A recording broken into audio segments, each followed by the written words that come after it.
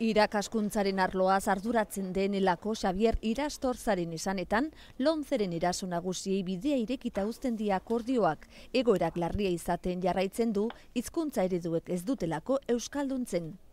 Eta murgiltze ereduak edo euskara ardatz duten ereduak izan behar ditugula aurrerantzean. Eta akordioak hain zuzen ere horri ezartzen dio muga. Eta murgiltze ereduak debekatu egiten ditu.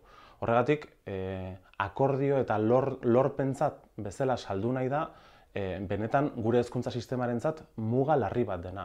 Iritzi berdina agertu du ikasle abertzaleakeko ordezkaria den Gaizka Azketak. PNV eta PPren arteko paktuak ez du inolako arazorik konpontzen, ereduen sistemak euskalduntzen ez duelako. Azkenean, gaur egungo hezkuntzak ez du euskalduntzen, beraz paktuarekin ez da hizkuntzaren arazoa konpontzen, eta bestalde batetik eskola kontseiluetan ikasleriak ez daukan parte hartzea, ez dira eraginkorrak.